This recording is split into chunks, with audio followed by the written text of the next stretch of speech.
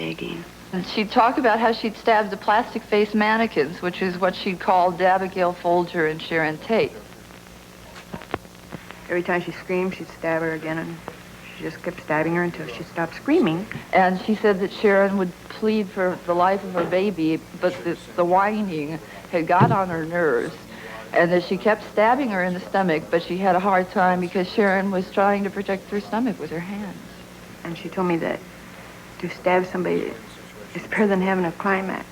To stab somebody is a sexual release in itself anyway, because the whole world is one big intercourse, and everything in life is in and out, whether it's smoking, eating. Charlie said the whole universe is one great big fuck. Everything. He said it was everything. Susan told me one time about this fellow that was going to kill himself anyway, but he wanted to do it while bawling Susan. Charlie said die to him just as much as he did to everyone else. Since he was going to kill himself anyway, she thought it would be a groovy experience.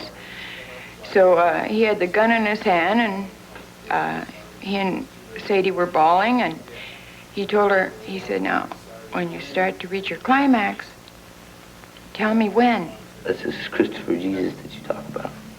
As soon as she started reaching her climax, she told him, okay, now. And when she said now, he just took the gun to his head and bang. And killed himself right in the head. And she said it was really groovy because, especially, she said, when she took the blood from his mouth, you know, because she was climaxing, and I guess he climaxed. That's what she told me, that a person climaxes when they die. And she said, but it was really groovy. She sucked the blood from his mouth, and it was warm, and she said it was just too much, that I should try it sometime. Like they think it's right to murder. They want to murder. Look at all the people, and they get a kick out of it. A sexual kick out of it. The whole thing, I think it's sick. I mean, I don't know. But she said they wanted to do it, something to really shock the world. They wanted to take their eyeballs out and squish them against the walls and really make it gruesome. They were glad that these people were celebrities. But she said the bigger things are yet to come. And they wanted to really make it gruesome then. I showed her this picture of Elizabeth Taylor, and I was telling her how beautiful she looked, and she said that she deserves to die. Sadie thought she was really pretty, but she had to destroy her looks to bring out the real beauty in her.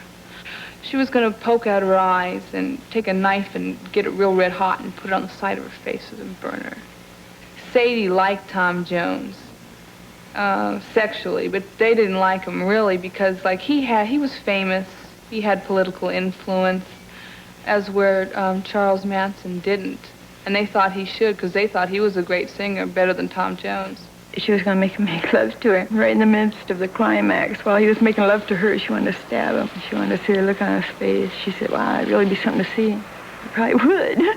They didn't like Sinatra. They were going to hang him up by a meat hook and then skin him alive while playing his own music, and then make purses and sell them to a hippie shop so everyone could have a piece of Frank Sinatra.